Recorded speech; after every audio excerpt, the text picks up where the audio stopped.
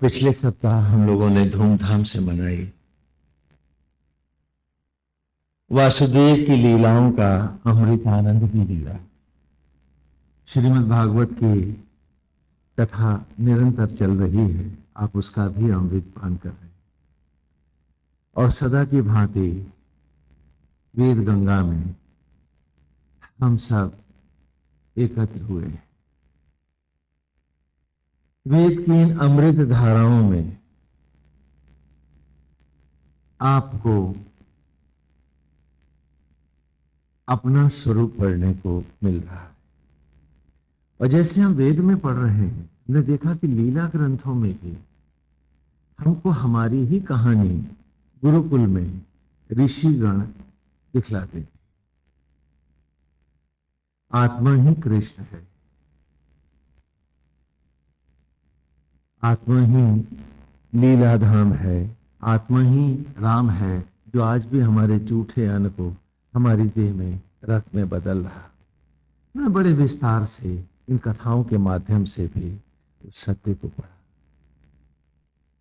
तो लगता है कि समय के अंतरालों में शायद वक्त के साथ अज्ञान के कारण इन कथाओं का जो सही स्वरूप था, हम उससे हट गए थे। और इसीलिए जो जीवन रूपी क्षणों का जो मूलधन है, उसको हम भुला बैठे और खाली करेंसी के नोट ही हमारा सर्वस्व बनकर रहे। और इसीलिए भौतिकताओं को ही हमने सर्वोपरि जाना। वेद की इस धारा ने अचानक हमारे सामने उस युग की कहानी भी शुरू की कि जहां शिक्षा का उद्देश्य अच्छी नौकरी, बढ़िया तनख्वाह और मोटी घूस मात्र नहीं है, जहां गुरुकुल में प्रवेश से पहले ही हम बालक का यज्ञोपवीत संस्कार करते हैं और उसे 3 सूत्रों के द्वारा उसके जीवन को, शिक्षा को त्रिनेत्र बनाते हैं, जीवन को उद्देश्यपूर्ण बनाते हैं। ये पहला तागा है, एवा ही शिशु नरता विरप्सी गोमती मही पक्वा शाखा न दाश। यूं ऐसे ही जब मंगल यज्ञों को धारण करने के लिए परमेश्वर पेड़ों के गर्भ में आत्मा के रूप में प्रकट हुआ, तो हमारे तुम्हारे तन की वो राख ही तो थी, उस पर न्यौछावर होने चली। उस भस्मी का उन्होंने यज्ञ किया तो पक्वा शाखा न दाशुषे, पके फल बनाकर उन्होंने ही तो मेरे तन की राख को एक बार फिर पेड़ों और शाखाओं पर लहला दिया। तो पहले सूत्र से गुरुकुल में छात्र से कहा, तेरी शिक्षा का उद्देश्य केवल पेट की रोटी भर नहीं है, क्योंकि पशु बिना पढ़े पेट भर लेता। शिक्षा का उद्देश्य जीवन के उन मूल्यों को धारण करना है जिसके लिए मनुष्य की योनि बनाई गई। इसलिए पहला तागा, पहला नेत्र तेरा है, इन वनस्पतियों से उन रहस्यों को पाना कि चिता की राख पुनः वनस्पतियों में कैसे लौटी, दुर्गंध सुगंध कैसे। दूसरा सूत्र है, यह कुक्षी सोमपातम समुद्र पिन्वते उर्वीरापो न काकुत। कि वो कौन था यह जिसने कुक्षी गर्भ में सोमपातम ज्योतियों का पात किया, अमर रश्मियों को, यज्ञ को प्रज्वलित किया, समुद्र पिन्वते और सागर सा खींचता चला गया वो गर्भ को, कि वो गर्भ क्षीर सागर, जहां से तुम भी नारायण के जैसे ही प्रकट हुए थे। जैसे क्षीर सागर से में विष्णु रहते हैं, तुम भी तो उस क्षीर सागर से ही आए हो, माता के गर्भ से। आए थे कहां से हो? उर्वी आपो न काकुदा, कि जहां न धरती है न जल है। और काकुद कहते हैं इस गले का ही, ये भी तो गला भी तो तेरा बंद है, इसने पाला, इसने पोसा, इसने बड़ा किया। इसने रोक दिया। तो दूसरा सूत्र है, देह मात्र को ईश्वर की यज्ञ स्थली मानना। हर देह को उसका पवित्र आश्रम समझना, कि वो ना होता तो ये भी कहा। तो दूसरा सूत्र है, मेरे मम्मी मेरे पापा नहीं,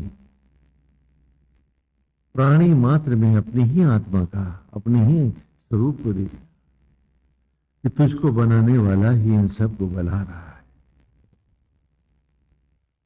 तो सीए राम में जात सांप्रदायिकता को पीछे फेंकना। जब एक पिता हम सबको बना रहा है, एक आत्मा से ही हम सब उत्पन्न है, तो हमारी एक जात है नारायण जात, बाकी सब गौण है। तो प्राणी मात्र को समर्पित होकर जीना, तभी तो तू इन रहस्यों को पाएगा। क्योंकि जब तक तू भक्त नहीं बनेगा तो सत्य क्यों कर पाएगा। और तीसरा सूत्र है, बीलू चिदारुष तनु भीर गुहा चिदेंद्र वन्नी भी अविंद्र उसरया।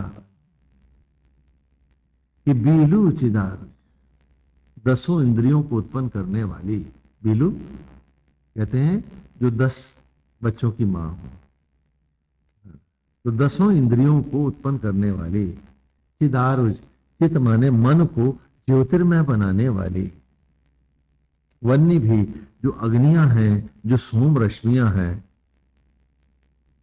जो शरीर रूपी गुफा में तेरे निरंतर वास कर रही हैं, वो ब्रह्म ज्वालाएं, उनको उत्पन्न करने वाला उसरेया अर्थात जो सूर्य है, जो यज्ञ है, जो आत्मा है, उसी का अनुसरण करना है। इस शरीर को आत्मा की धरोहर मानना। जब एक हाथ खुद बना लेना तो कहना कि ये तेरा हाथ, अन्यथा जो बना रहा है ये हाथ भी उसी का है और ये शरीर भी उसी का।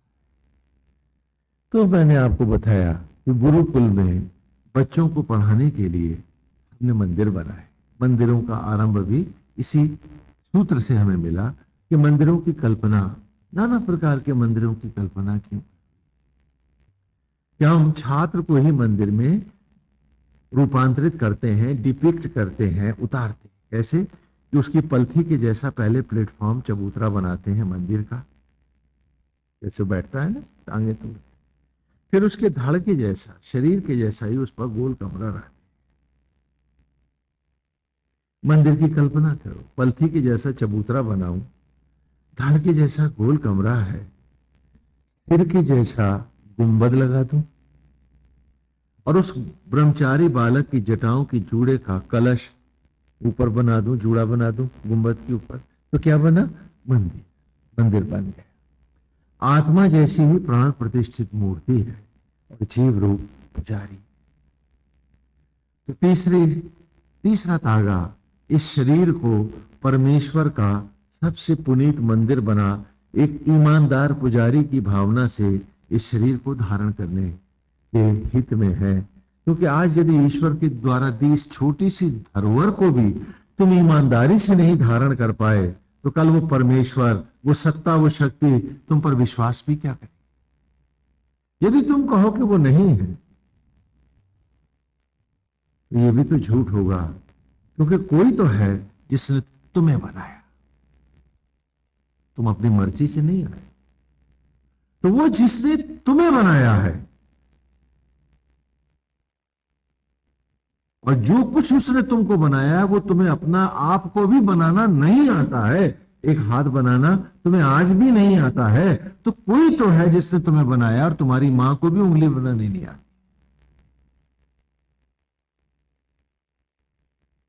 तो कल उसके सामने, उसी के निर्णय पर ही तो तुम्हें दोबारा रूप मिलेगा। तो जब इस धरोहर को तुम ईमानदारी से धारण नहीं कर पाओगे, उसको भी सोचना पड़ेगा कि अगली बार ट्रस्ट के रूप में तुम्हें कौन सा रूप दे। मैंने इस बात को हम लोगों ने उदाहरण से भी जाना कि एक बच्चा है, माँ बाप उसके काफी अमीर है, अच्छे हैं, वह हर बार उसे बहुत बढ़िया कीमती कपड़े बनवा के देते हैं और हर बार शैतानी में रोज उन्हें फाड़ डालता है। तो हार के माँ बाप भी तो कहते हैं अब इसे सस्ता और मोटा कपड़ा लेकर दो, क्योंकि अच्छे कपड़े की इसे तमीज अभी नहीं है।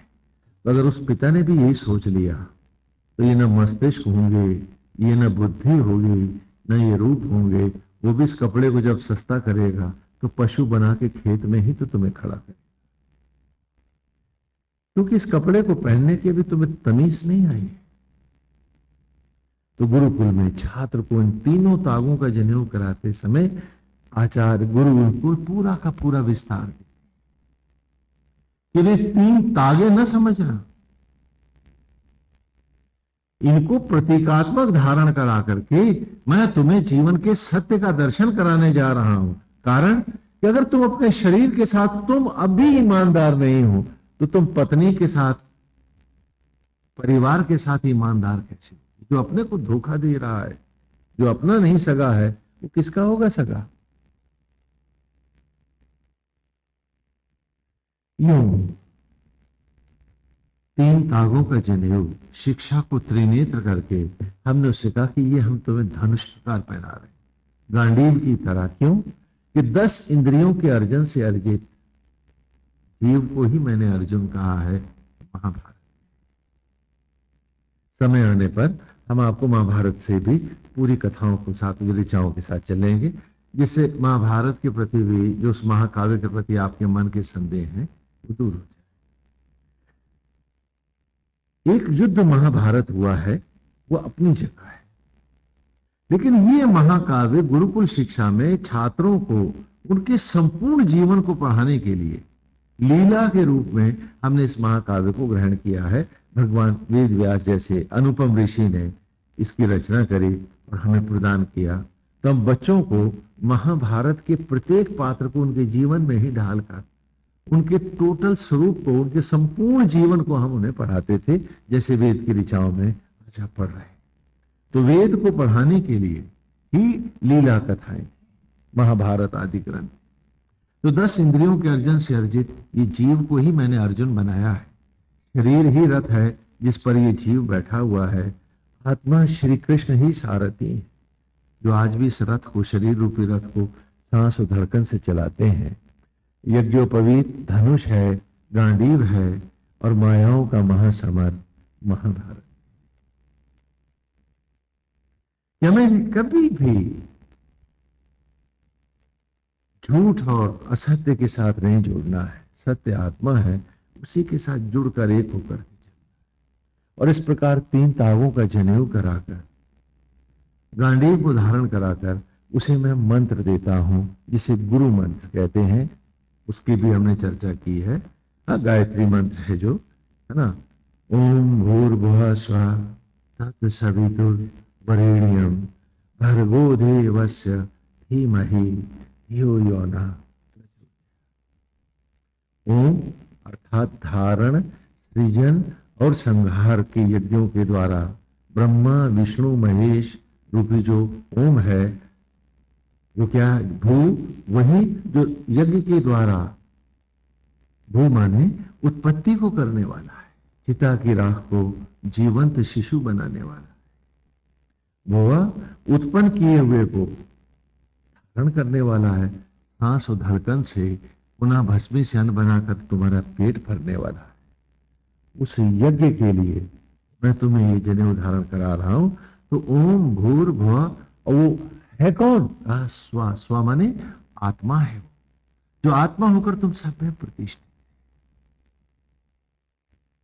स्वा माने आत्मा, अजर अमर अविनाशी आत्मा, जिसे वैदिक संस्कृत में हम भरत कहते हैं, उसे हम स्व कहते हैं। स्व क्यों? क्योंकि वो हम सब में स्थित है।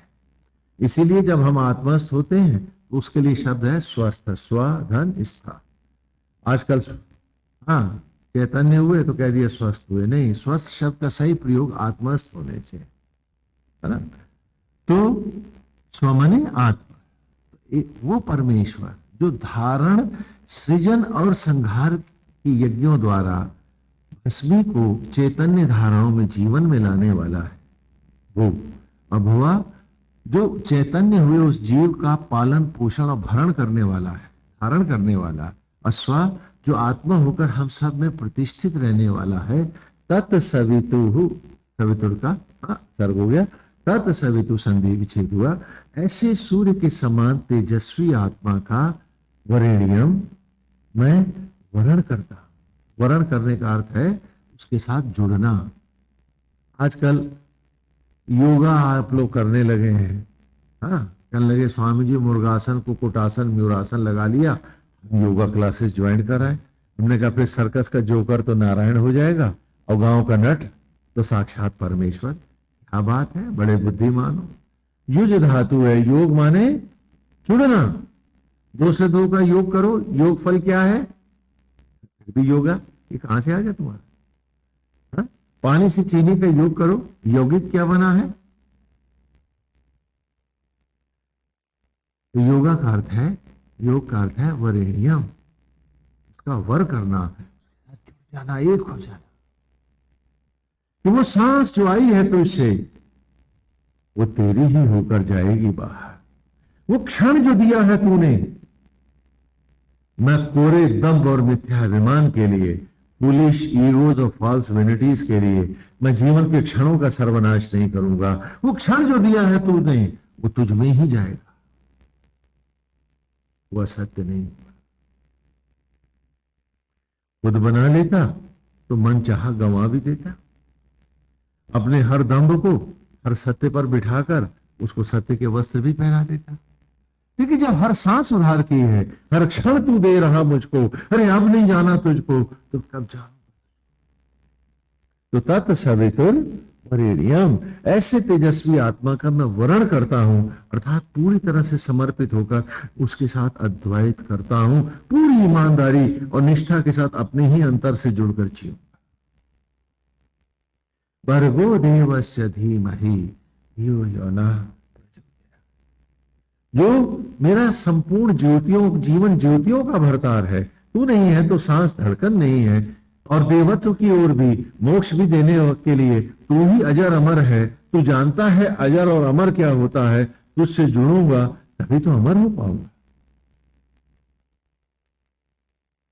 तूने ही बुद्धि दी है, बुद्धि को सोचने और समझने का साहस दिया है। तो हे आत्मा, हे मेरे अंतर के देव, हे राम, हे कृष्ण, हे ब्रह्मा विष्णु महेश, जो भी कहूं प्रभु तू ही मेरा है, मेरी आत्मा है, और ये शरीर तेरा बनाया पवित्र मंदिर है। यदि आज मैं इसके साथ ईमानदार नहीं, तो ईंट पत्थरों के किस मंदिर में मेरी आस्था और ईमानदारी सच होगी? जिसकी ईंट तू स्वयं रख रहा है, ऐसा पवित्र परमेश्वर बना रहा है, यदि मैं इसको ईमानदारी से नहीं धारण कर पाया, तो मेरी उन पोथों को, डिग्रियों को, मेरी सोच को क्या मतलब, किस काम की? जिसने इस तन को नहीं मंदिर बनाया, उसकी सारी विद्वता, उसका बुद्धि बल और चातुर्य आश्रम के बाहर पड़ा वो घूरा ही तो है, और क्या है उसमें? तो कहा इस मंत्र को समर्पित होकर के ही तू आगे शिक्षा के क्षेत्र में आएगा। क्यों? इसलिए कि वह ही शिक्षा, राजा बन, सैनिक बन, वाणिज्य बन, शिल्पी बन, योद्धा बन, मूर्तिकार बन, जो भी तू बनना चाहे, समाज की जिस व्यवस्था से अपने आप को सुशिक्षित आचार्यों के द्वारा होना चाहे, तो वो सारा ज्ञान केवल भौतिक व्यवस्था मात्र है, तेरे जीवन का लक्ष्य नहीं है। हमने आपको उदाहरण दिया ना कि एक बच्चा है, उसको स्कूल जाने के लिए एक बाइसिकल की जरूरत है। तो यहां बाइसिकल क्या है? एक सुविधा है, एक कंफर्ट है। पर्पस क्या है, उद्देश्य क्या है? क्लासरूम में बैठ के पढ़ना, डिग्री को पाना। अगर वो बच्चा साइकिल खो जाएगी, पैदल जाएगा, किसी से लिफ्ट मांगेगा, मां बाप पैसे बटोर के कोशिश करेंगे कि एक साइकिल और लेते हैं, लेकिन साइकिल के लिए कोई पाठशाला छोड़ेगा क्या? तो कहा इसी प्रकार भौतिक जीवन में परिवार का होना, नौकरी का होना, बच्चों का होना, so comfortably I should live to reach the ultimate. तो ये सब क्या है? ये फैसिलिटीज और कंफर्ट्स ही तो हैं, एक बाइसिकल ही तो है, लक्ष्य तो नहीं है। तो भौतिक जीवन को में इस प्रकार सम्मान, तो इस प्रकार भौतिक जीवन में ससम्मान सारी व्यवस्थाओं के होते हुए अपने बाहर के दायित्वों को नारायण का निमित्त होकर धारण करते हुए इसको एक बाइसिकल की तरह, एक सुविधा की तरह लेता हुआ मैं जीवन के लक्ष्य को अर्थात आत्मा द्वैत को प्राप्त हो जाऊं, is the purpose of life. लेकिन हमने तो साइकिलों की दुकानें खोली, लक्ष्य खो गए हैं, पैसा ही हमारा सब कुछ बन गया। तो छात्र का यह था कि जो भी बाह्य ज्ञान ले रहा है, जैसे आज आप फिजिक्स में, केमिस्ट्री में, इंजीनियरिंग में, मेडिकल में डिग्रियां लेते हैं, तो ये सारी डिग्रियां ये ठीक है भौतिक जीवन को सुखद व्यवस्थित करने के लिए, but they are only facilities and comforts and not the purpose of your life. लेकिन दुर्भाग्य है कि आज की शिक्षा जो अच्छी नौकरी, बढ़िया तनख्वाह और मोटी घूस तक फंस के रह गई है, उसने पर्पस खो दिया। तो आज का आदमी, जो ब्रह्मा ने कुछ पशु नहीं बनाए थे, उनमें से एक बन गया धन पशु, माया पशु, विषय पशु। क्यों? लक्ष्य जो खो गया। और आज वो विषाद मानसिकता हमेशा सत्य से परे ही सत्य खोजती और दुर्गंध के ढेर लगा देती। और इस प्रकार बालक का यज्ञोपवीत संस्कार कराने के बाद उसके जीवन के लक्ष्य सुनिश्चित कर लेने के उपरांत ही हम उसको गुरुकुल में प्रवेश कराते हैं। तो गुरु मंत्र केवल एक मंत्र नहीं रहता है, उसे एक पूरा ऋषि पढ़ना होता है, जो आज आप मेरे साथ पढ़ रहे हैं, जिसका वहां हम बालक को यज्ञ पढ़ाते हैं। अभी तक आप लोगों ने समझा था खाली स्वा आहा गाया तो सारे यज्ञ हो गए, लेकिन पहली बार जब आप वेद में आए तो वेद ने बताया कि जैसे ये मंदिर प्रतीक मंदिर है, इस देवालय को पढ़ाने के, जैसे कॉलेज में भी, स्कूलों में भी, केजी क्लासेस में आप पढ़ाते हैं A for S, B for balloon, C for cat, प्रतीकों के माध्यम से अक्षरों का ज्ञान कराते हैं, उसी प्रकार ये मंदिर, इस मंदिर को, इन अक्षरों को पढ़ाने के लिए था जो आप स्वयं थे। उसी प्रकार यज्ञशाला भी है। तो और हम दिखाते हैं कि आत्मा ही यज्ञ का अधिष्ठित देव है।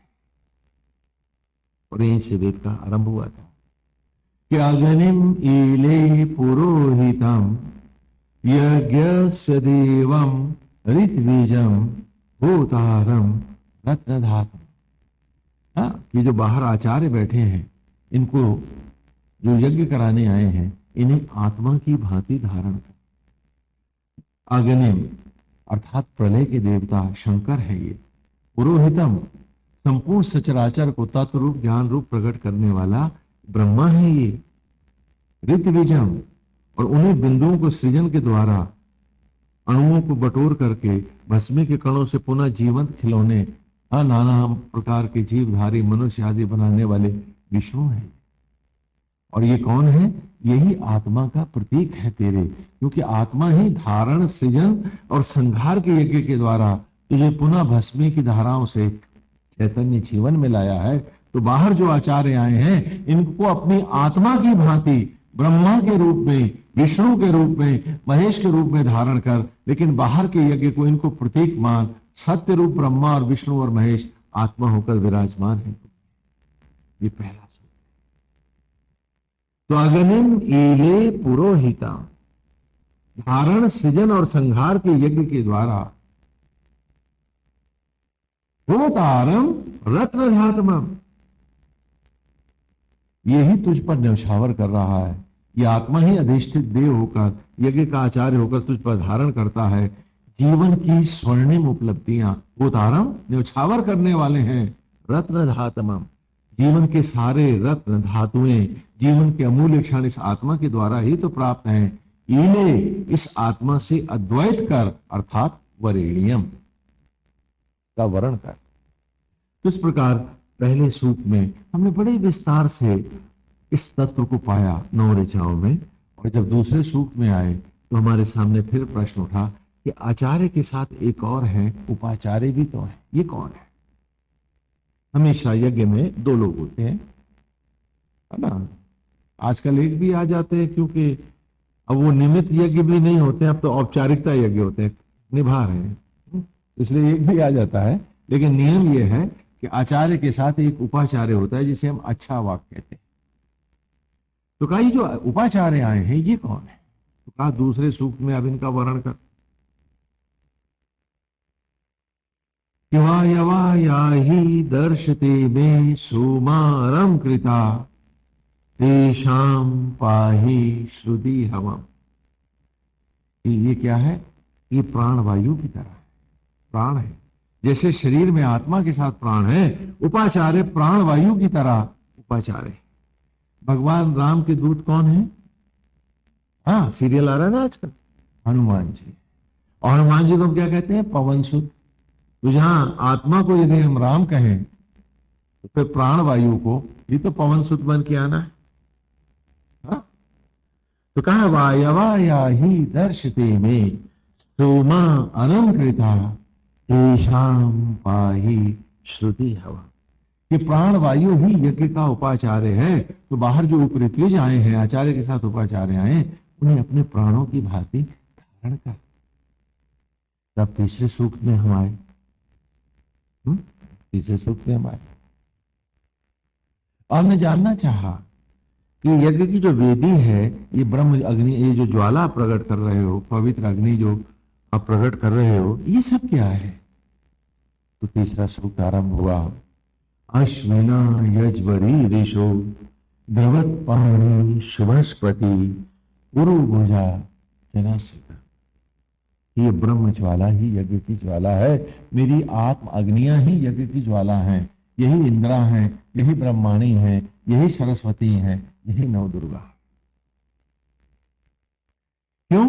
क्योंकि यही सचराचर को यज्ञ करके भस्मी को अन्न में, अन्न को शिशुओं में, ग्रहों और नक्षत्रों में प्रकट करने वाली ये ब्रह्म अग्नियां ही हैं। लकड़ियों पर जलाकर राख को, लकड़ियों पर जलाकर राख को तुमने कोई भी अन्न नहीं बना सकता।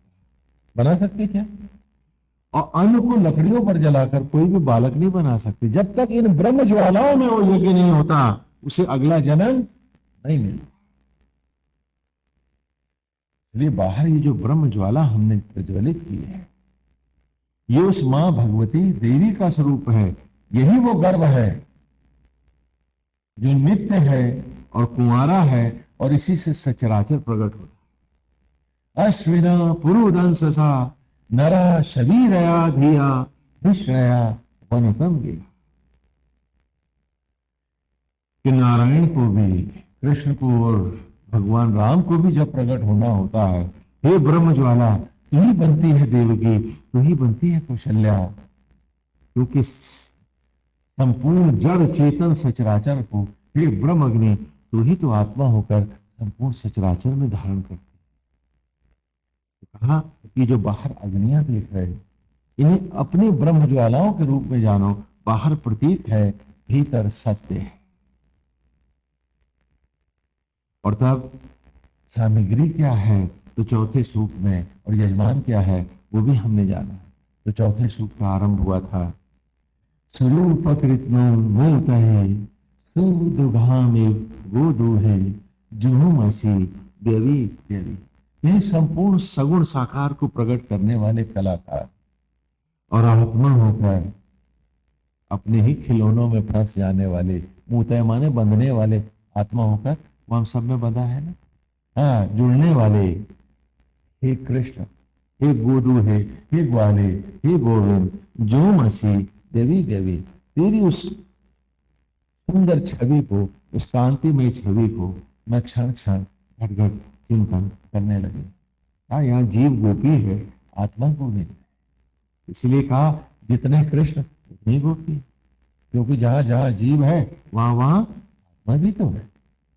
और आत्मा सब में रहता हुआ भी एक है, तो एक कृष्ण है, नाना गोपी है। आपने, क्योंकि अब मंच पर यदि मैं आपको जीव और गोपी और गोपाल दिखाऊं तो आप मुझे बताओ मैं कैसे दिखाऊं? मैं क्या जीव को लाके खड़ा करूंगा, अथवा उसका प्रतीक एक लड़के को गोपी बना के खड़ा करूंगा? नहीं करूंगा।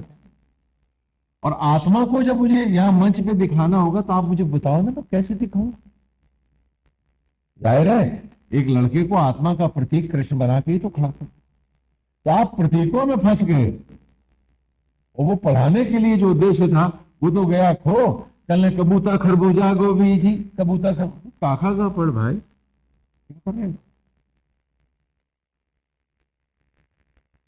कहने लगे नहीं कबूतर खरबूजा गोभी गाने में हमने महारत हासिल कर ली हो, काका गा भी पड़े क्या।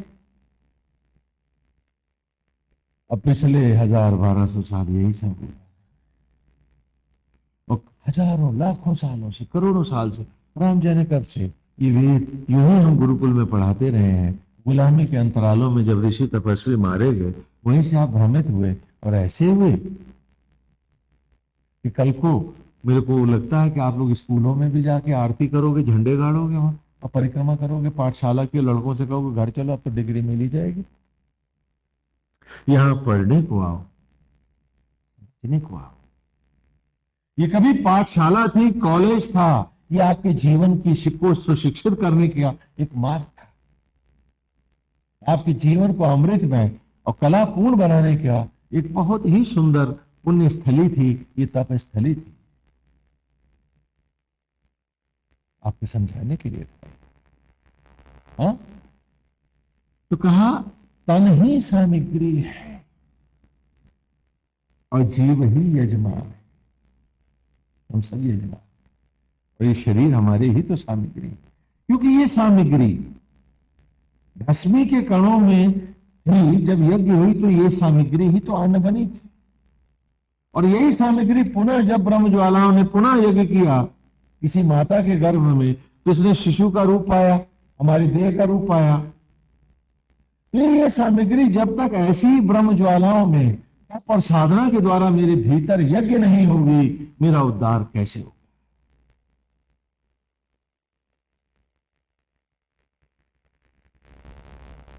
मेरा उद्धार कैसे होगा, क्योंकि चिता की लकड़ियों पर मैं उसी प्रक्रिया को लौट तो सकता हूं, आगे तो नहीं बढ़ सकता। बढ़ सकता हूं क्या? तो कहा, इसीलिए गीता में भी भगवान ने कहा कि शुक्ल कृष्णे गति हरिते जगता शाश्वते मते एक ही याति अनावृत्ति अन्य आवर्तते। कि अर्जुन, शुक्ल और कृष्ण दो मार्ग है, एक पितृयान है वो चिता का मार्ग, और एक शुक्ल मार्ग है जिसका देवयान है। देव माने आत्मा, जो आत्मा में ही यज्ञ होके जाता है, बाहर के यज्ञों में बाहर के हर असत्य और अज्ञान को जलाता, अतृप्तियों और इच्छाओं को भस्म करता, एक ही भाव से अपनी आत्मा का वर्ण करने जो भीतर आता है, वरेण्यम, जो इस शब्द को सत्य घोषित कर देता है, वही ज्योति बनकर इसी में यज्ञ होकर नए रूप को पाता है। इसीलिए चौथे सूक्त की अंतिम ऋचाओं में फिर हमने पढ़ा, तम ते वाजेशु वाजेन वाजयामा शतक्रतो धनानाम इंद्र। उससे पहले कहा था कि अम आशुम आशवे भर यज्ञ श्रियम नृमादनम पतियत मंदियत सखा। कि अम आशुम, कच्चे चावल से बने इस शरीर को जिसे भस्मी से अन्न से इस रूप में लाया है, हे आत्मा, हे गोविंद, आज इस शरीर को पुनः चावल सा आहुति बना और अपने ही ब्रह्म ज्वालाओं में धारण कर अम आशुम आशवे हर यज्ञ श्रियम, अपने इस ब्रह्म ज्वालाओं के यज्ञ में धारण कर नीमादनम, हे संपूर्ण सचराचर को आनंदित करने वाले, हे गोविंद, हे कृष्ण, पतियत पतियन मंदयत सखम, हे पतित पावन, हे सचराचर को ऐश्वर्य से परिपूर्ण करने वाले, हे गोविंद, आज हमारी भी प्रार्थना सुन। कोई मांगता है मकान तुझसे, कोई मांगता है नौकरी काम और धंधे तुझसे, कोई ऐश्वर्य मांगता है, कोई थोथे सम्मान मांगता है, हर कोई तुझसे हे सूरज तेरी रोशनी मांगता है। हम तो सूरज तुझ में खोकर सूरज बनने आए हैं। तो क्या कर कि अम आशुम आशवे, कि कच्चे चावल से बने मेरे इस तन को, हे आत्मा, हे यज्ञ, हे प्रदीप, भर यज्ञ श्री, अपनी ही यज्ञ के इस ऐश्वर्य में व्याप्त कर ले, मुझे जला दे इस सामग्री को, अब इसमें कुछ शेष न रहे। तन जले, रोम रोम जले, सब पुनः तेरे ही गर्भ में समाये और ज्योति ज्योति हो जाए, क्योंकि पितृयान मेरी राह नहीं है। और फिर क्या हो? अस्य पीत्वा शतक्रतो, थोड़ा दोहरा रहे हैं जिससे आज के सूक्त में आ जाए। अस्य पीत्वा शतक्रतो, उसको पीकर, शतक्रत कौंदती बिजलियों का वज्र बन, घनो वृत्राणाम भवा, हर असत्य और अज्ञान को जला दूं मैं, और हर ओर से टूटा सिर्फ एक तेरा होकर तुझ में ही समा जाऊं। प्रावो वाजेशु वाजिनम, मैं तेरी ही ज्वालाओं में आकर समा जाऊं। लेकिन क्या है कि ब्रह्म ज्वालाओं का गर्भ एक ऐसा गर्भ है, इसमें जो समाता है फिर नया ही रूप लेके आता है। ये भी उसकी प्रक्रिया है। तो जो उसके सम्मुख होता है वो वरद अवश्य होता है। आपने सुना ना कि नारायण कहते हैं जिसे मैं दर्शन देता हूं उसे वर अवश्य देता हूं, और यही यहां भी है। क्योंकि जब भस्मी के रूप में ये मेरे कण, ये प्रकृति ब्रह्म ज्वालाओं में समाई थी तो सुंदर रसीले फलों और अमृत में लौटी थी। पुनः ये वनस्पतियां ही जब आत्मा के ब्रह्म ज्वालाओं के गर्भ में समाई थी तो एक सुंदर नवजात एक पुष्प के रूप में प्रकट हुई थी। किसी के आंगन में ढोल बज गया था, उसके घर सूरज जैसा एक बालक प्रकट हो गया था। तो जो जो समाता है इन ब्रह्म अग्नियों में वो पाता है एक नया जन्म, एक रूप नया। तो कहा कि जब मैं समा जाऊं इसमें, डूब जाऊं मैं, होकर समाधिस्थ अपने ही ब्रह्म ज्वालाओं में, तो फिर क्या हो?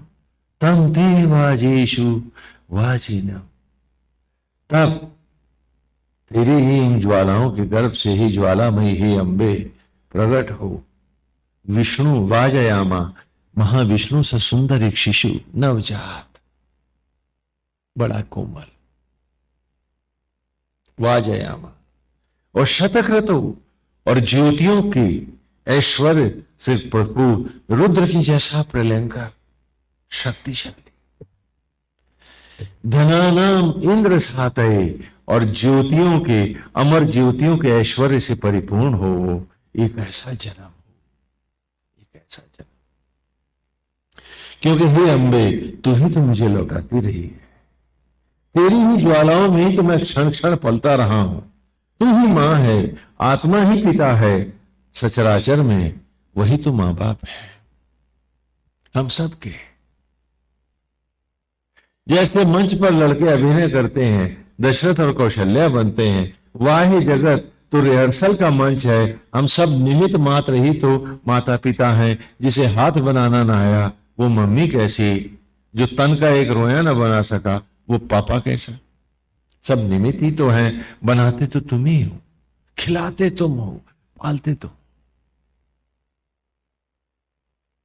तो तम ते वाजेशु वाजिन वाजयामा शतक्रतो धनानाम इंद्र साधे, और तब उसमें यज्ञ होकर एक सुंदर बालक प्रकट हो, विष्णु सा सुंदर हो, रुद्र सा ज्योतिर्मय प्रलयंकर हो, धनानाम इंद्र साते, और सारे ऐश्वर्यों से, धनों से, जो ब्रह्म ज्वालाओं का जो ऐश्वर्य है, अलंकार हैं तो अमृत ज्योतियों के हैं, आभूषण है तो अंग अंग ज्योति का बना है, ऐसा ज्योतिर्मय स्वरूप। और तब सूक्त के समापन की ऋचा हमारे सामने आई थी कि यो रायो अवनिर महांत सुपारा सुनवता सखा तस्मा इंद्राय गायत। कि यो रायो, अरे जो आकर शीघ्रता से जीवन के बचे हुए क्षणों को संभालता हुआ, जो शीघ्रता से आया, यो रायो, जो इस महाअवनि पर, आत्मा रूपी अवनि पर अपनी ही अंत्येष्टि कर गया, और सुपारा, और उसके ज्योतियों के गर्भ से पार हो गया, उससे पुनः जन्म लिया। तस्मा इंद्राय गायत, तस्मई इंद्राय गायत, तस्मा से तस्मई हो जाएगा। वैदिक संस्कृत और आधुनिक संस्कृत में भेद है। उसी के तो तस्मा इंद्राय गायत, ये यज्ञ, ये ज्वाला उसी का है। खाली बाहर आहुतियां गाने वालों, सामग्री का तो कल्याण हो जाएगा, तुम्हारा क्या होगा? क्योंकि जो जलेगा कल्याण तो उसका होगा। बाहर की सामग्री के साथ तुम्हें झूठ को, द्वेष को, क्रोध को, लोभ को, मोह को, असत्य को, अज्ञान को सामग्री के साथ स्वाहा करना था। और जब बाहर से हर तरह से विरक्त हो जाते तो अपने अंतर में स्वयं यज्ञ होना था। वो हर यज्ञ अधूरा है जिसमें ये सब नहीं हुआ है। वो हर यज्ञ अधूरा है जिसमें ये सब नहीं हुआ है। तो कहा ये यज्ञ उसी का है, ये गीत उसी का है, ये जन्म उसी का है, ये राह उसी की है। यज्ञ करता मात्र वही है जो अपने को अर्पित कर देता है इसमें, अंतर में, और बाहर जला देता है बाहर की हर असत्य ज्ञान और भटकामों को, और निर्मल होकर जो जल जाता है भीतर, वही पाता है नया जन्म ज्योति का, और वो उठ जाता है नील गगन में। उसे फिर एक खोल की जरूरत नहीं होती। क्यों? क्योंकि सागर में भी तो खोल गोताखोर तभी तक पहनता है जब तक पानी में रहता है। पानी से बाहर आकर खोल को जैसे वो उतार कर फेंक देता है, उसी प्रकार ये जीव जब माया गर्भ से बाहर होता है तो माया को निरस्त करने के लिए इस शरीर रूपी खोल की नहीं, एक ज्योतिर्मय शरीर की उसे जरूरत होती है, जिसे वो लेकर वो अनंत काल तक लोक लोकांतरों में, अनंत क्षीर सागरों में घूमता फिरे। आज चांद तक हम पहुंचे हैं। मंगल ग्रह में हम रोबोट ले गए, आदमी नहीं ले जा पाए। क्यों? क्योंकि 7 महीने में जब आदमी वहां पहुंचेगा तो उसका 7 महीने का राशन भी तो चाहिए। फिर 6-7 महीने रुकेगा, वो भी तो राशन पानी चाहिए, नहीं चाहिए? और लौटने के लिए भी 7 महीने का राशन पानी चाहिए। तो शायद 7 यान तो उसके राशन के जाएंगे, तब वो एक अकेला जाएगा, फिर उसके साथ मेडिकल भी तो जाएगा। तो इसीलिए क्यों? क्योंकि ये बॉडीज आपकी स्पेस के लिए कतई मिसफिट है, दे आर यूजलेस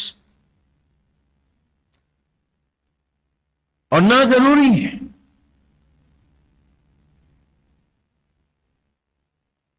यही बात समझने की है। जिसे आज आप समझे बैठे हो कि ये रूप है आपका, ये ऑक्सीजन चैम्बर है आपका, नहीं मिलेगी तो जाहिर है इस ग्रेविटी में मर जाओगे। ये ग्रेविटीज को रिपल्स करके बॉडी के स्पेस को, क्षीर सागर को नहीं बना के रखेगा तो भी घुट के मर जाओगे, शरीर सड़ने लगेगा, बदबू आने लगेगी। तो ये बॉडी इस ग्रेविटी के ओशन में रहने के कारण एक बेयर नेसेसिटी है, but this body is not you. ये तो तुम्हारा रक्षा कवर है, ये नहीं है तो भी तुम्हारा अस्तित्व नहीं है। जैसे गोताखोर जो सागर की तलहटी में गया है, उसने पूरा चैम्बर पहन रखा है, उतार दे वही मर जाए। तो तुम उतार दोगे तो तुम भी मर जाओगे।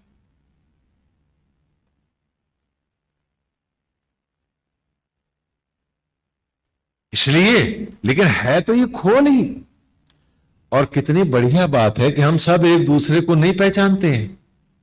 भाई बने बैठे हैं, मम्मी पापा बने बैठे हैं, लेकिन हम में से किसी ने किसी को आज तक देखा ही नहीं है। क्या देखा है? खोल देखे। खोल के द्वारा ही हम एक दूसरे को परिचित होते हैं। जैसे सागर में उतरे गोताखोर एक दूसरे के मास्क की तारीफ करेंगे, तेरा मुखौटा जो है किस कंपनी का, बड़ा सुंदर है। So we are doing confuse level पर खोल ही नाता है, खोल ही रिश्ता है, खोल ही जान पहचान है। और हम में से कोई भीतर झांक नहीं पाता तो निज रूप को भी नहीं देख पाता, और खोल के आर पार देखने की हम सब में किसी के पास शक्ति नहीं, तो हम किसी दूसरे का भी चेहरा नहीं देख पाते हैं। बस खोल भर परिचित हैं, खोल भर जान पहचान है। कहते हैं स्वामी जी हमारे कस्मे वादों का क्या होगा? मैंने कहा खोलों को है, खोल को, मास्क को। क्या बात है।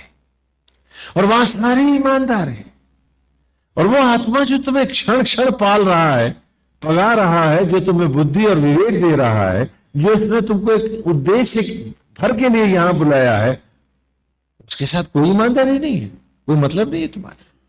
हाय मेरा खोल, अब बेटा भी तो खोल। भला बताओ किस बेटे का चेहरा तुमने देखा? तुमने खाली ऑक्सीजन चैम्बर को ही तो देखा। ऑक्सीजन चैम्बर के भीतर वो जो जीवित, वो जो बालक है, वो उसको तुमने कब देखा? तुम्हें तो खोल भी बनाना ना आया, उसको देखना भी ना आया। और फिर भी यही सब कुछ है। जो एक बाइसिकल थी वो पर्पस बन गया है, तो पर्पस ने तो खो ही जाना था। और यूं हम भटक गए, जीवन का सोना छितराते रहे और भूल गए कि हम यहां कमाने नहीं, कुछ पाने आए हैं। तब पिता ने उम्र के नोट दे के भेजा था, इस खोल में तप लेना, तो माया के रहस्य भी पढ़ लेना, और फिर लौट क्षीर सागर में आना, इससे पहले कि इस खोल का ऑक्सीजन खत्म हो, गोताखोर धरती पर आ जाए, नहीं सागर में मर जाएगा। और यूं हम मर जाते हैं अस्पतालों में।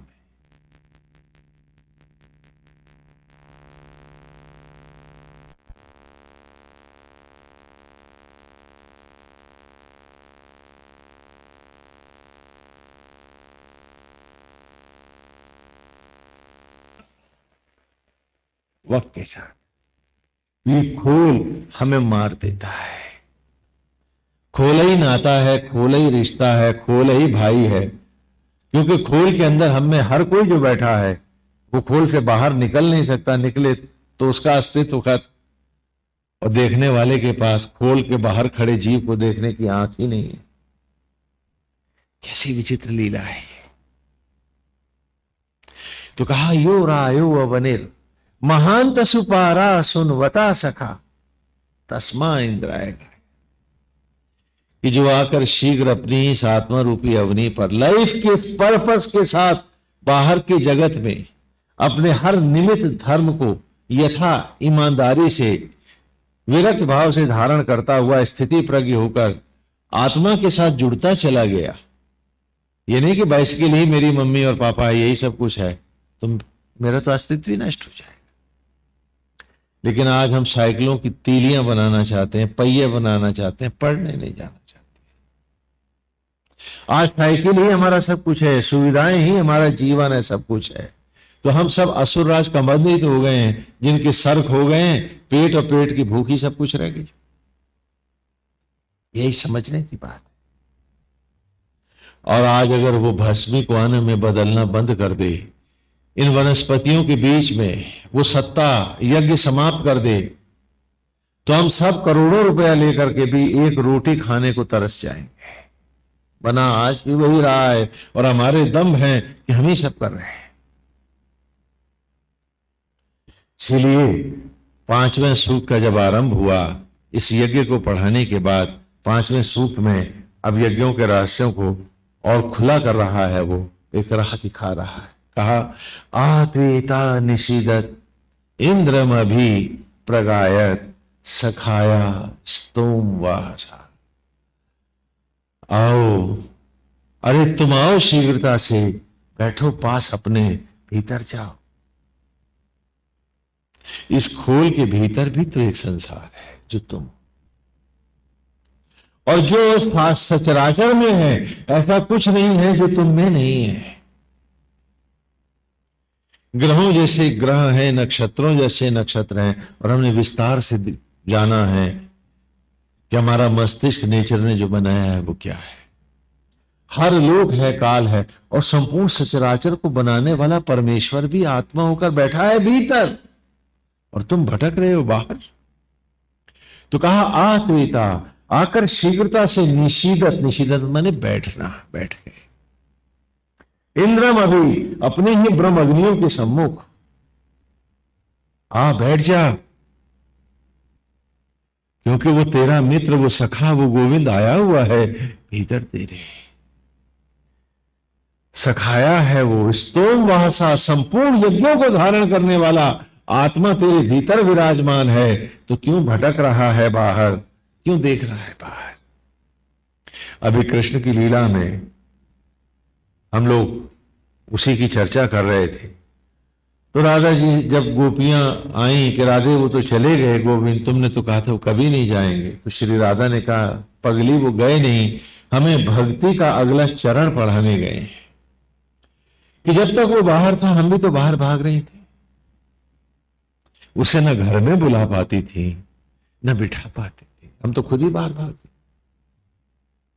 आज ईश्वर ने भक्ति की अगली अवस्था पढ़ाने के लिए बुलाया है कि जिसे बाहर देखा है, जिस पे बाहर रुचि हो, वो बाहर से इसलिए लोप हो गया है कि अब तुम उसे ध्यान में भीतर बिठा सको। बैठना है भीतर, बिठाना है भीतर। मंडप तो यहां सजा है, वरण तो यहां होगा।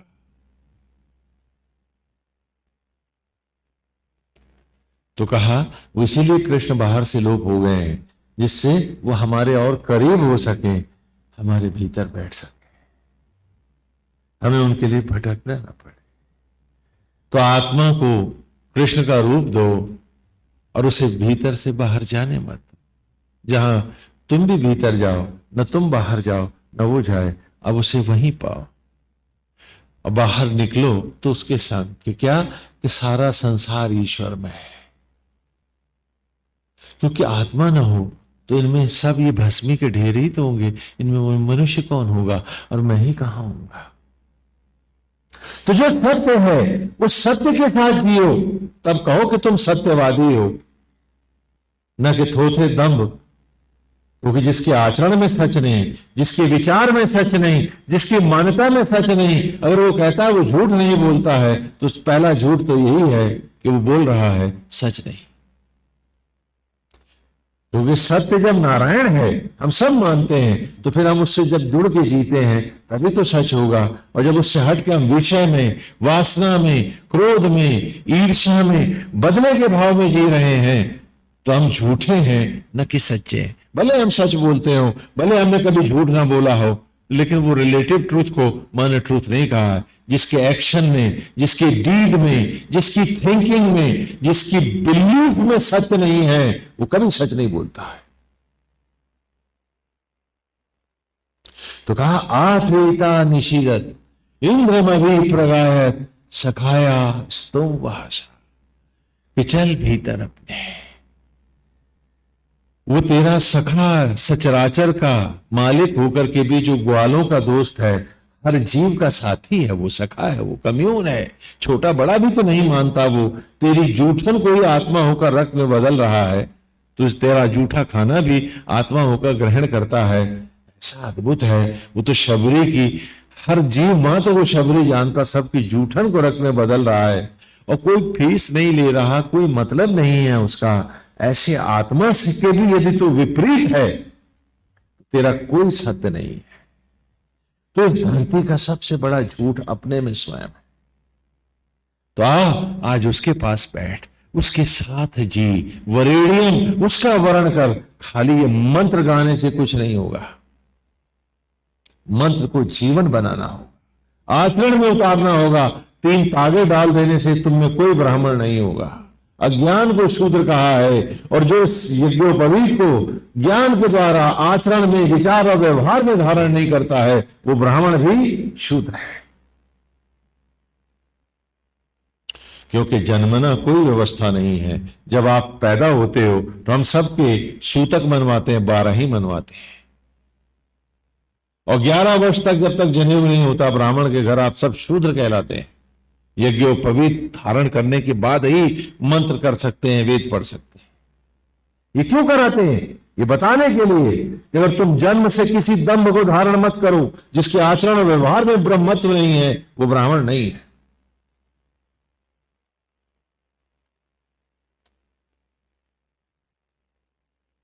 तो कहा आज वर्ण कर। स्वयं गोविंद आके बैठे हैं। और कहां बैठे हैं? कौन सा कैसा सुंदर घर है तेरा। तो अगली ऋचा में हमने फिर पढ़ा 5वें सूक्त की दूसरी ऋचा में कि पुरुतमम पुरुणाम ईशानम वार्याणाम इंद्रम सोमे सचा सुदे। कि लोकों में भी, पुरों में भी, पुर माने लोक, लोकों में भी पुरुतमम उत्तम लोक में बैठा है। ऐसा लोक कहां होगा जो शरीर है तेरा पगले। स्वर्ग बनाए होंगे विश्वकर्मा ने, जिसकी हर ईंट आत्मा होकर स्वयं परमेश्वर रख रहा है। इस लोक से भी कोई सुंदर लोक होता है क्या? और इसको मैला किए बैठा है, हाँ? और मैल होने की बात करता है तो दुनिया की। प्रभु के बनाए इस धाम को तो तूने धोया नहीं, और क्या धोएगा? अपने को जाना नहीं तो दुनिया को तू क्या जानेगा? और क्या किसकी सेवा करेगा? जो डॉक्टर ही नहीं, वो मरीजों की सेवा क्या करेगा? गांव के लड़के अगर मरीजों की सेवा करने पे उतर आएंगे तो क्या करेंगे? सारे मरीज मर जाएंगे। तो हम संसार को विष ही तो देते हैं जब अपने को नहीं जानते हैं और दुनिया को लादने चलते हैं, है ना। आज हम अखबार में पढ़ रहे थे, अभी चर्चा भी कर रहे थे हम, वो कोई है एक नकली सिंह है, लेकिन उन्होंने असली से शेर पढ़ दिए पार्लियामेंट में कल,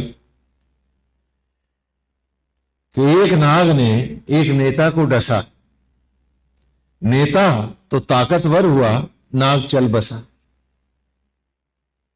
हा? यही हुआ ना, अब यही हो रहा है कि जब तुम अपने को नहीं जानते तुम देश क्या चलाओगे? तुम समाज क्या चलाओगे? तुम शिक्षा क्या दोगे? तुम घर क्या चलाओगे? तुम तो सबकी अब्यूज हो, गाली हो सबकी, उसी को तो बढ़ावा दे रहे हो। तो कहा पुरुतमम, पुर उत्तमम, तो लोकों में भी सर्वोत्तम लोक है, ये देह लोक है जहां स्वयं नारायण विराजे। इससे उत्तम लोक क्या होगा? और कितने करीब विराजे, आमने सामने बैठे, कोई पर्दा भी तो नहीं है, और क्यों बैठे? तो कहा पुरुतमम, पुरुणाम ईशानम, कि लोकों में भी महासूर्य लोक है, परमेश्वर लोक है, क्योंकि जहां आत्मा स्वयं, शास्त्रों सूर्यों को तेज देने वाला पिता परमेश्वर भी आत्मा होकर बैठा है भीतर, और इसी को भुलाए बैठा बाहर मेरा तेरा, और यही सब गाता फिर रहा है, और कहता है कि तू कर्मयोगी है। भोगी को कर्मयोगी बता रहा है तू, आसक्त को कर्मकांड बता रहा है तू, आसक्तियों को, और विषयों को पूजा बता रहा है तू। क्या बात है? कौन से ग्रंथ पढ़ाया है तू? कहां से ये विद्वता ले आया है तू? कहा पुरुतमम, लोकों में भी सर्वोत्तम लोक में, पुरुणाम ईशानम, और संपूर्ण महालोकों में भी, महासूर्य लोक में अर्थात परमेश्वर लोक में बैठा है। वार्याणाम, और परमेश्वर यहां तेरे एकदम सामने करीब बैठा है। क्यों? वार्याणाम, तुझे वर्ण करने के लिए आया है, तुझे अपनाने के लिए आया है, तुझे अपने में मिलाने के लिए आया है, योग के लिए लाया है। इसको योग कहते हैं। अब ना आप तो बस समाधि लगा के सांसें खींच ली, कहने फलाना योग है, यूं कर लिया तो ये ढिकाना योग है, ये तीसरा योग है, ये चौथा योग है, और सर के बल खड़े हो गए, कहने लगे ये फलाना योग है। तो गांव के नट कहने लगे हम इससे बढ़िया करेंगे, फिर आरती उतारो, हमें नारायण मान लो। तो वारे योगी राजो, बड़े विद्वान हो गए। कहा पुरुत जबाम पुरुणाम ईशानम वार्याणाम, वो तुझे अपने में जोड़ने आया है, योग करने आया है, तेरा वर्ण करने आया है, तुझमें अद्वैत करने आया है। वो परमेश्वर सुन, वो आज तेरे भीतर आया है, कहां बाहर भटकता फिर रहा है। साक्षात ईश्वर बैठा है भीतर तेरे, और तू बाहर गलियों गलियों भाग रहा है। तुझे फुर्सत नहीं घर लौटने की। तेरा कोई धर्म नहीं उसकी ओर झुकने का। वो सत्य जिसको पाने के लिए ये रूप मिला है, आज उसी को बुलाए बैठा है। कौन सा कर्म योग करने कहां जा रहा है? इंद्रम सोमे सजा सुते, और वर्ण करने आया है कैसे कि इंद्रवंशों में ब्रह्म ज्वालाओं के उस अमर ज्योतियों में तुझको यज्ञ करके, तुझे उन ज्योतियों से संयुक्त करके, सचा माने जोड़ना, सुते और उत्पन्न करने के लिए आया है। और तू है कि बाहर बाहर तू है कि अपने को, अंधता को ही अपनी उपलब्धि बना रहा है, जीवन का सोना फेंक रहा है, भस्मी के कण बटोर रहा है। आधी जिंदगी आधी राख, 4 कदम और चिता की लकड़ियों पर भस्मी ही भस्मी, राख ही राख। कमाया क्या, जिंदगी का हर सोना उजाड़ गया, आत्मा का संग भी गया, और वो देखो भस्मी की ढेर में पड़ा है। और जिनके लिए ये राख बना है, अगर स्वप्न में भी ये मुर्दा उनको दिख जाएगा मरने के बाद, तो सारा घर डर जाएगा कि कहीं ये 2-4 और तो नहीं खींच लेगा, लगता है प्रेत पिशाच बन गया। उन्हीं को सगा बनाए रहा और आत्मा से दुश्मनी काटता था ये। हाँ? और आज वो सगे स्वप्न में भी तुम दिख गया उनको तो घबरा जाएंगे। और वो जो सगा था तेरी जूठन को रख में बदलता था, उसके साथ बेईमानी थी, कोरी औपचारिकता, कर्टसीज कर रहा था तू, और कहता था कि तू ईमानदार है। अरे पूछ अपने से, क्या सचमुच तू ईमानदार था? पूछ अपने आप से, क्या वो तेरी ईमानदारी थी? क्या वो तेरी सच्चाई थी? क्या ये सच था?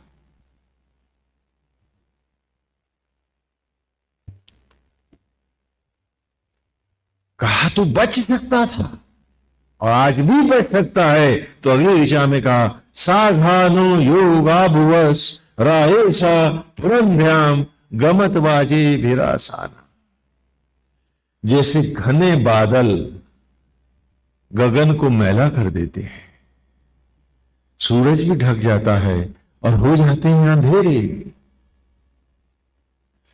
उन घने बादलों का योग करता है आसमान को काला, लेकिन उनमें रहने वाली बिजलियां भी जब शीघ्रता से चमक कर टकराती हैं आपस में, तो घर्षण और प्रतिघर्षण से घटाकाश भी महाकाश में धुलने लगता है, निर्मल होने लगता है, मैल छटने लगती है, आकाश नीला नीला स्पष्ट हो जाता है और सूरज भी चमकने लगता है।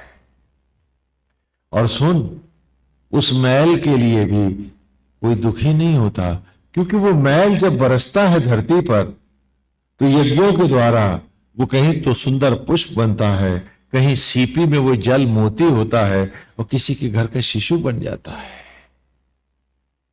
कि आत्मचिंतन के घर्षण और प्रतिघर्षण का मैल भी, पाप भी अमृत हो जाता है। तो भयभीत क्यों है? वो तो तेरे कोटि जन्मों को नाश करने वाला है, उस क्षण को आ जाने। और इस मस्तिष्क रूपी आकाश पर, इस अंतरिक्ष में सत्य और असत्य को ईमानदारी से आज मत डाल। मैं कर सकता हूं, मैं नहीं कर सकता हूं, इसे भूल जा।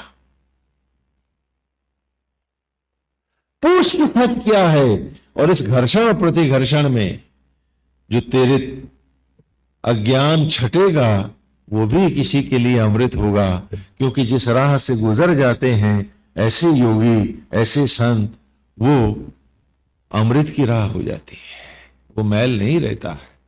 लोग उसी का अनुसरण करते हैं और फिर मोक्ष पाते हैं।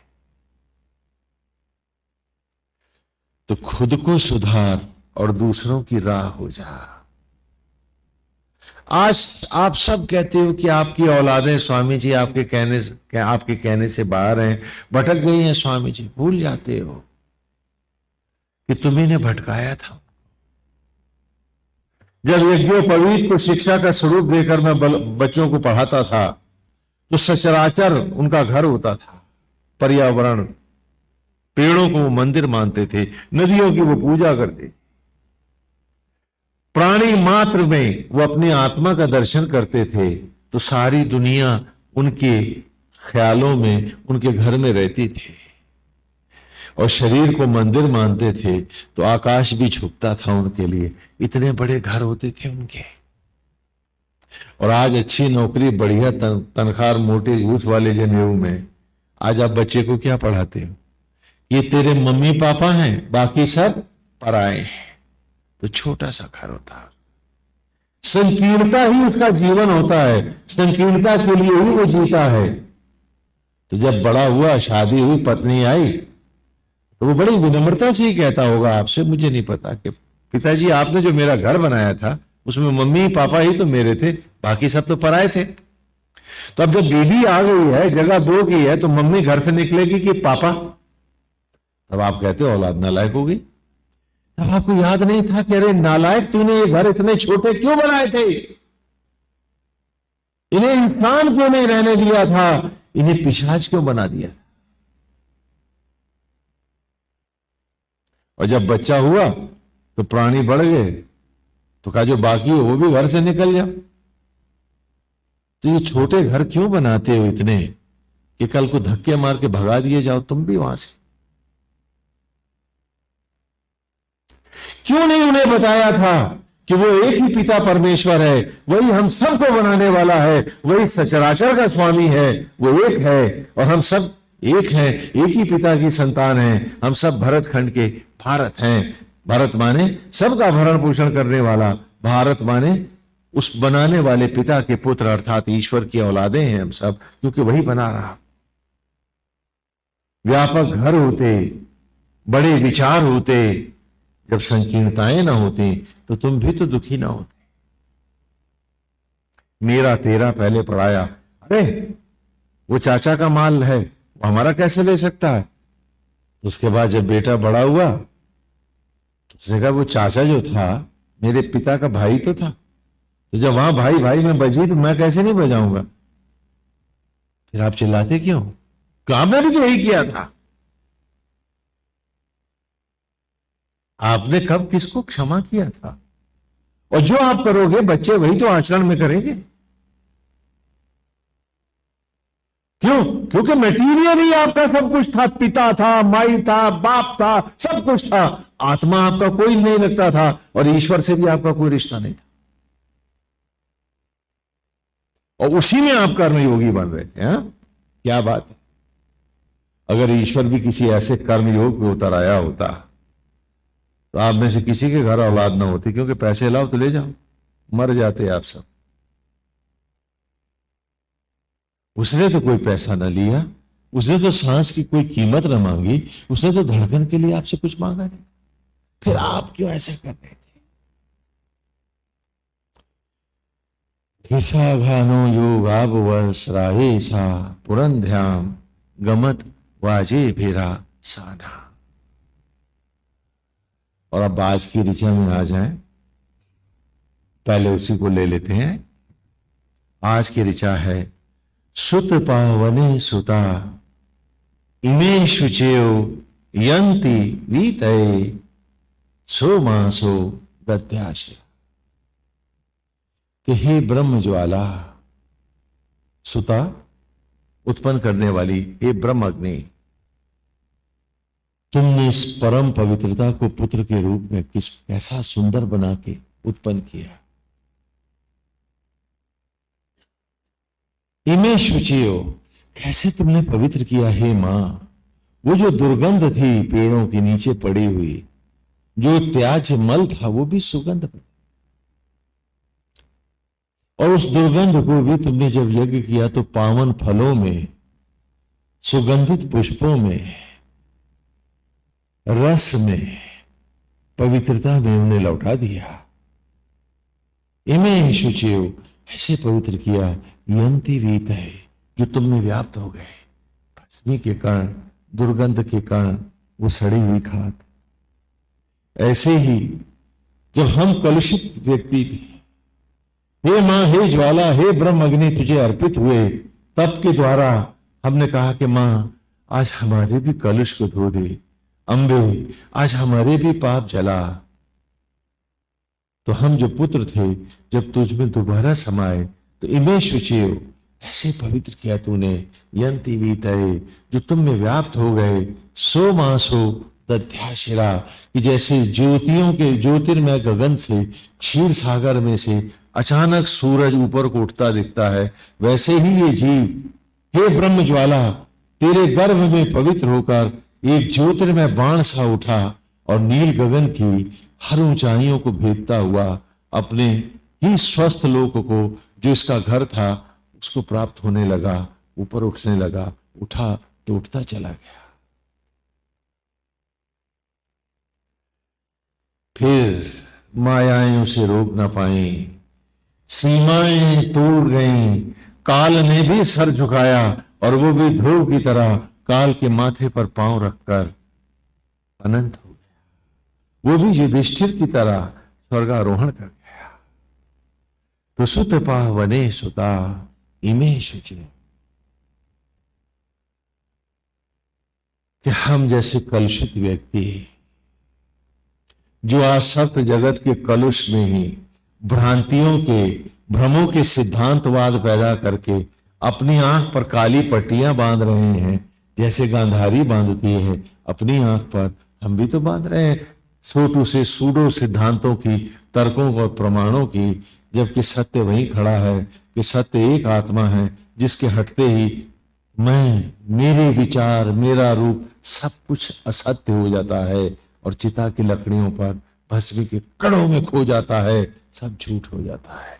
मैं था, हूं नहीं, था।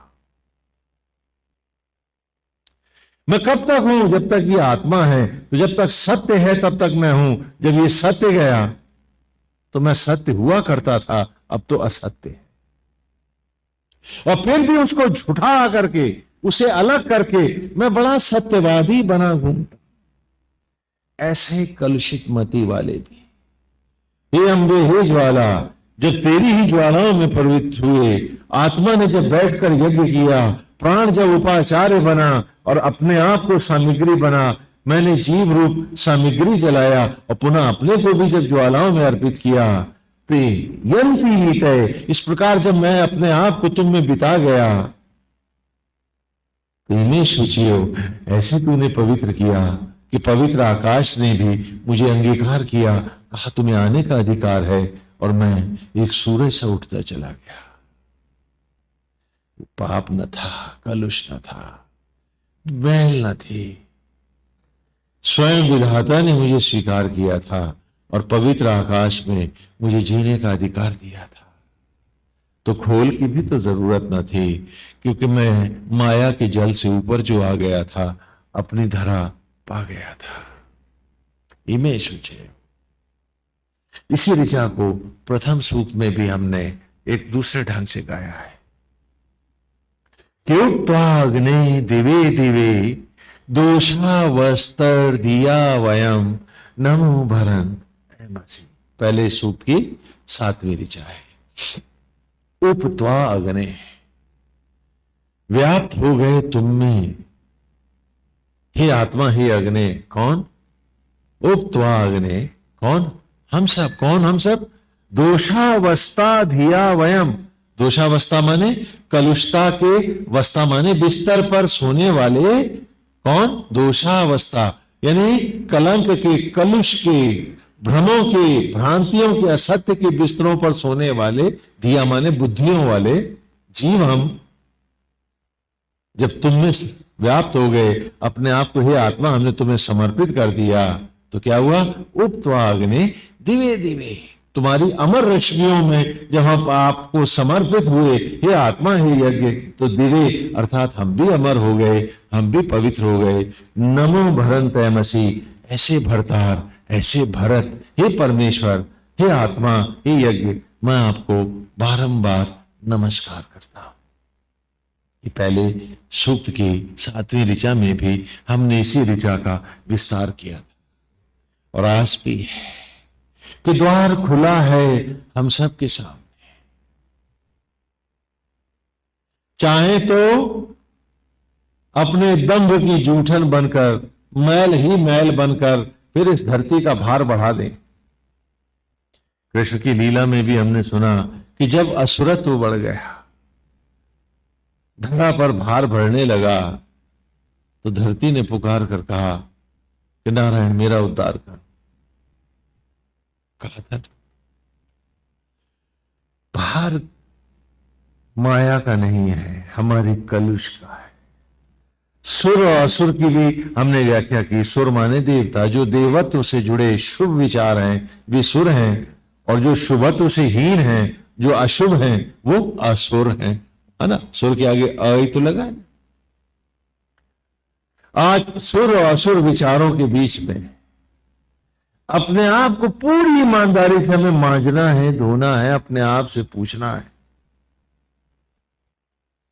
कि सत्य की राह जाना है अथवा केवल सुविधाओं को ही जीवन का अभीष्ट लक्ष्य बनाकर, जहां पशु भी लज्जित हो रहा है, उस निम्न स्तर पर जीते हुए मृत्यु का वर्ण करना है। हम सब कुछ सोचना है, और उसका बड़ा सुंदर ढंग से हम लोगों ने व्याख्या भी की है कि दो अवस्थाएं हैं, दो सगे भाई हैं, ट्विन ब्रदर्स हैं, जुड़वा हैं। एक है आसक्त भाव और दूसरा है अनासक्त भाव। हाँ? एक आसक्त भाव है, पॉजिटिवनेस है, और दूसरा अनासक्त भाव है। ये दोनों अमर हैं और हम सब में सदा रहेंगे। कोई ये कहे कि वो अनासक्त हो गया है, ऐसा हो ही नहीं सकता। जैसे दिन से रात जुदा नहीं होती, बल्कि दिन का अस्तित्व रात के द्वारा होता है और रात की पहचान दिन से होती है। दोनों जुड़वा है, ट्विन है। तो उसी प्रकार आसक्त और अनासक्त भाव भी अमर भाव है। आप कहें कि आप खाली असक्त है फलाना व्यक्ति, स्वामी जी मेरा कहना है आप झूठ बोलते हो, वो अनासक्त भी है। क्योंकि वो व्यक्ति जो भौतिक जीवन में आसक्त है, वो ईश्वर में सहज ही अनासक्त है। तो ईश्वर को धोखा दे रहा। तो धोखा किसको दे रहा? अपनी आत्मा को, स्वयं को से धोखेबाज है, दगाबाज है वो।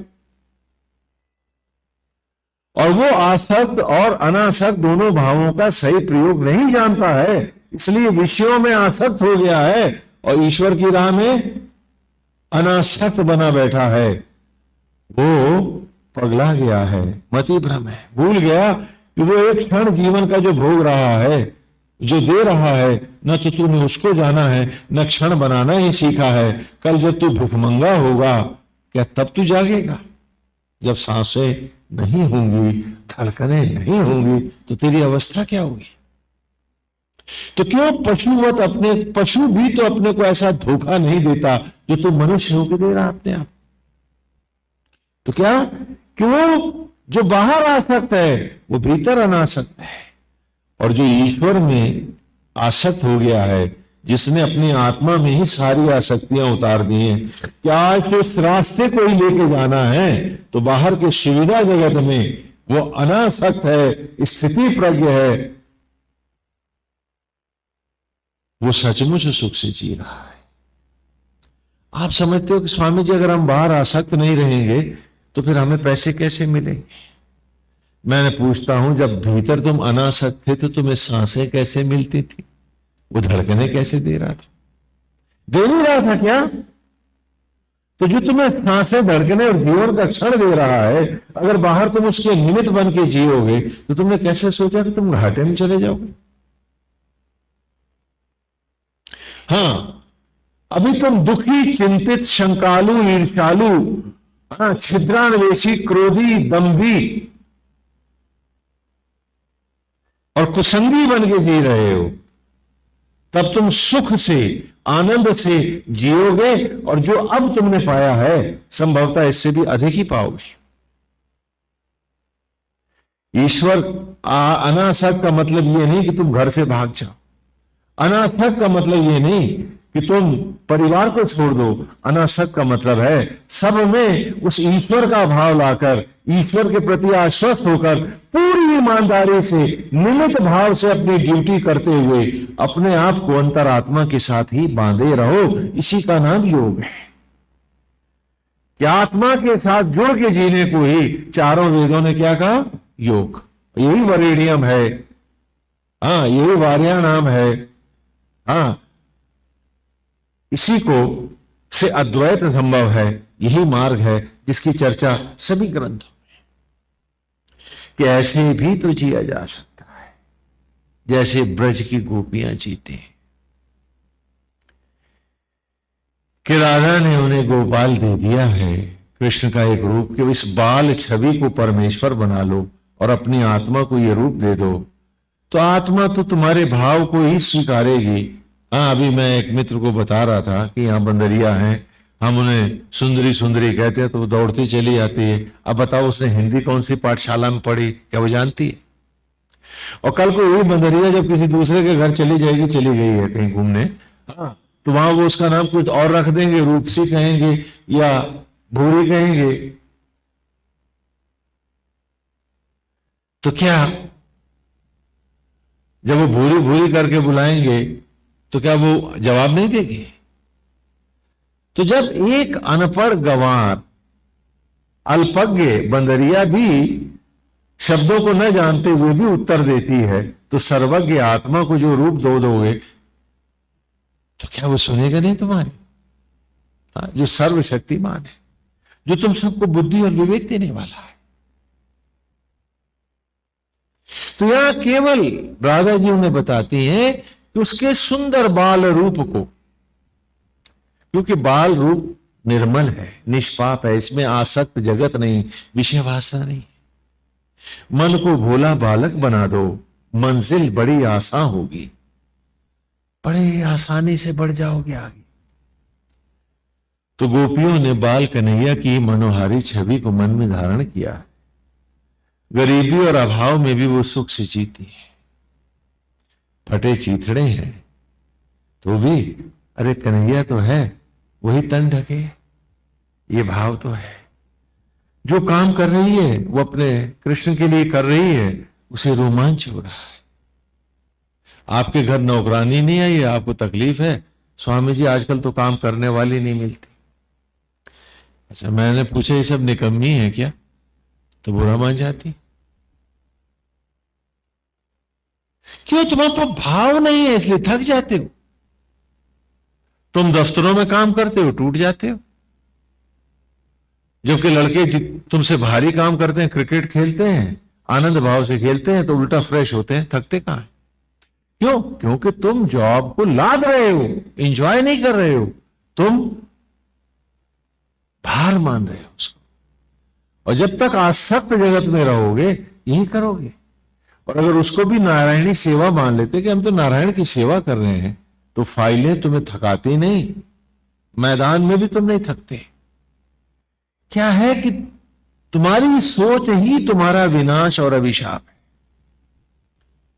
आज लड़के आते हैं कि स्वामी जी वो हमारा वो कोर्स जो है ना हमको याद नहीं होता, आप उसकी कोई दवाई बना दो, बता दो हमको। आजकल दवाइयां बनने भी लगी हैं।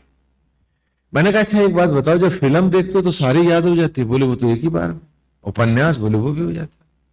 तो हमने फिर कोर्स ही तो याद नहीं होता है ना, तो अब कौन सी दवाई बनाऊं? क्योंकि एक तरफ तो तुम्हारा दिमाग बिल्कुल ठीक है, तो दूसरी जगह गड़बड़ क्यों है? कारण कि तुम उन स्टडीज को स्थिति प्रज्ञ होकर एंजॉय नहीं कर रहे हो। तुम तो किताबों को रट रहे हो कि मुसीबत है यार, ला दो, डिग्री मिले तो फलानी पोजीशन मिल जाएगी ना, बहुत मजा आएगा। तो ध्यान तो तुम्हारा वहां है, पढ़ाई को तो तुमसे तुम्हारा कोई संबंध ही नहीं है, तो तुम पढ़ोगे कैसे? तो हमेशा फेल होगे। अगर तुमने स्टडीज को भी आत्मा के निमित्त, अपने आप को ईश्वर के निमित्त करके स्टडीज को भगवान की सेवा मान के किया होता, उन स्टडीज को भी एंजॉय किया होता, तो डेफिनेटली तुम्हें परफेक्शन मिलती और तुम टॉप पे आते। तो अनासक्त भाव में तुम्हारे हर काम में एक परफेक्शन आती है, न कि तुम उजड़ जाते हो या बर्बाद हो जाते हो। आसक्त भाव में तुम कंफ्यूज रहते हो, तो तुम्हारे काम में परफेक्शन कैसे आएगी? क्योंकि वो रिजल्ट ओरिएंटेड है।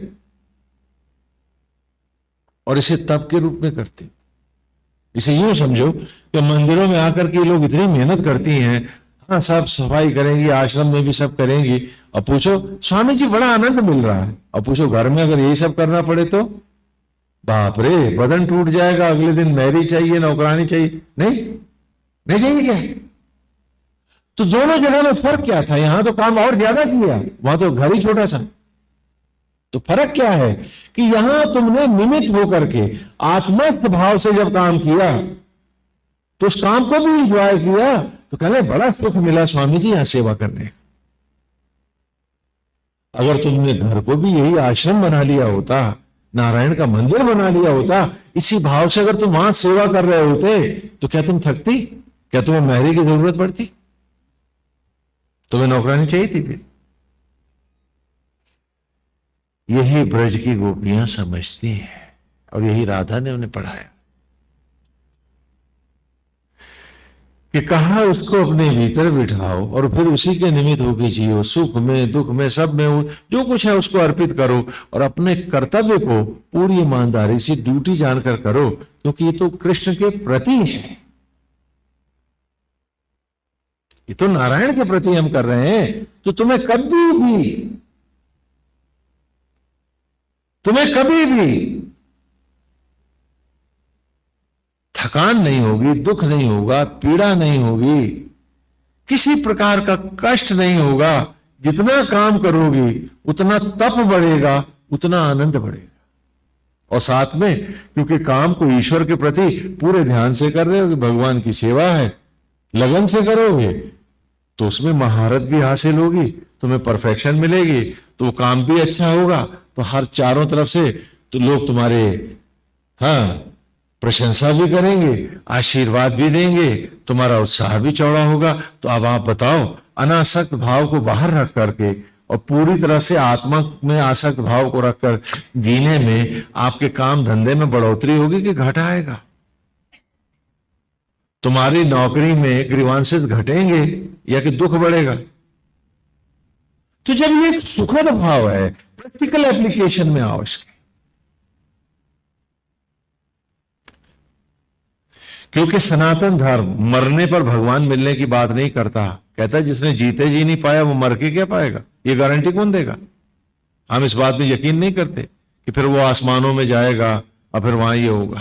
हाँ, एक बात और बतला दूं आपको, आप में से बहुत से लोग समझते हैं कि पुण्य और पाप का फैसला भगवान करता है। ये भी नहीं है, वो तो दयालु है, वो तो सिर्फ दया करता, फैसला आप करते हो। हर जीव अपने पुण्य और पाप का फैसला स्वयं करता है। आज एक रहस्य आपको और बतला दूं कि मरते ही जीव सदा ऊपर को भागता है। ठीक ऐसे ही जैसे दिया जलाओ तो ज्योत ऊपर को जाती है, क्योंकि उसके ऊपर ग्रेविटी के कोई इन्फ्लुएंसेस नहीं होते, तो कॉन्शियस लेवल सीधा का सीधा आसमान की तरफ भागता है। और जैसे ही थोड़ा सा ऊपर आता है, उसकी चाहत और आसक्तियां उसे तुरंत सुधी देती हैं, और वहीं से वो फिर नीचे को भागने लगता है। अगर आपने आसक्त भाव को बाहर रखा तो क्या अवस्था होती है वो देख लो। छूटना एक क्षण में संभव है, जिसे आप बड़ा चमत्कार समझ रहे हो, ऐसा कुछ नहीं है। भाव बदलने पर सब कुछ संभव है। और अगर यदि आप भाव नहीं बदल पाए तो ये सत्संग भी व्यर्थ है। कि जैसे ही जीव छूटता है और एक हाइट गेन करता है, वैसे ही मैं, मेरे, वो भैया, बाबा, दादा, वो फलाना, पत्नी, बच्चे, और वो काम, वो लेन देन, और उसी के साथ ही जैसे जैसे सुधी आती है वो उसे फिर नीचे खींच लाती है। और नीचे आते ही वो अपनी आसक्तियों के कारण उन्हीं जगहों पे आता है, और यहां आते ही क्योंकि अब उसके पास शरीर नहीं है और वो क्षीर सागर में ही जीव रहने का आदी है, तो जैसे ही माया में पुनः वो प्रवेश करता है, उसका शरीर चलने लगता है। वो ग्रेविटीज को रिपल्स नहीं कर सकता, कर सकता तो शायद हम में से कोई ये बॉडी ही नहीं रखता, हम सब अशरीरी हो जाते। इतना बड़ा बोझा क्यों उठाते? तो आते ही उसे दहशत होती है, और उसी तड़प में अपनी आसक्तियों के कारण वो आपके घर में आता है, और जब उसे कोई और योनि नहीं मिलती तो कुत्ता है, बिल्ली है, छिपकली है, चूहा है, जहां भी उसे बॉडी मिल सकती है, क्योंकि वो तो मायाओं किससे संतृप्त है, वो तुरंत भाग जाता है। और उसकी सोच ठीक ऐसे होती है जैसे नींद के वक्त आप सपना देखते हो। कितने इंटेलिजेंट होते हो आप, एब्सर्ड होते हैं ना सपने। तो उसी एब्सर्ड इस लेवल में आप जब उतर के आते हो अपनी ही आसक्तियों के कारण, जिन्हें आप आज नहीं तोड़ पाए हो। आप इसे कोई कोरी धार्मिक आस्था या भावना नहीं समझना, मैं आपको इसका पूरा विज्ञान दे रहा हूं। तो उसी आसक्ति ना होती तो निकल गया था। एक गीता में भगवान ने कहा कि एक भी हवा नाव में पड़े दिए को हर लेती है, तो एक भी आसक्ति उसको मिटाकर लौटा करके आवागमन में लाने के लिए हे अर्जुन सक्षम है। मैं गीता ही सुना रहा हूं आपको, आप समझ लीजिए इस बात को। ये कोरे मनोरंजन नहीं है, पूरी ईमानदारी। और आज यदि आप अपने साथ ईमानदार नहीं है तो फिर ये दम्भ त्यागी है कि आप अपने परिवार की ईमानदारी में मरे जा रहे हैं। झूठ बोलते हैं, वो सीधा नीचे आता है। और आप अगर नीचे भी आओगे तो आगे फैमिली प्लानिंग एज आ रही है, आपको चांस लगना नहीं, तो कुत्ता बनोगे, बिल्ली बनोगे, सुअर बनोगे, ये निर्णय तो आप पर है। आपकी आसक्तियों ने कहा, आसक्तियां आई, उसने दया से कहा अच्छा जा फिर लौट के। वो सदा दया करता है। और जब दया में आपने उससे मौत ही मांगी है, आपने उससे विष ही मांगा है, आपने उससे विषय ही मांगे हैं, आपने उससे पैसे ही मांगा है, तो जो मांगा उसने दया करके दिया तो है आपको, नहीं दिया क्या? ये निर्णय आपके हैं। जहां जहां आसक्ति बांधोगे यहां से तुरंत लौट आओगे। और अगर सारी आसक्ति आज गोपाल में आ गई है, गोविंद में आ गई है, नारायण में आ गई है, तो समझ लो बाहर अनासक्त भाव है, उसी के होकर उसी के लिए बाहर भी जी रहे हैं। तो जैसे यहां से उठोगे, अगर ब्रह्मांड से भी नहीं गए हो तो भी ऊपर ही ऊपर चलोगे, और अशरीरी तप करते हुए भी तुम उस अवस्था को पा जाओगे। ये गीता में भी भगवान ने कहा है और इसे वेद ने भी स्वीकारा है, और ये पूर्ण वैज्ञानिक है। इसलिए बारंबार गीता में, भागवत में, रामायण में कहते हैं विषयों से, वासनाओं से, अतृप्तियों से, अनासक्ति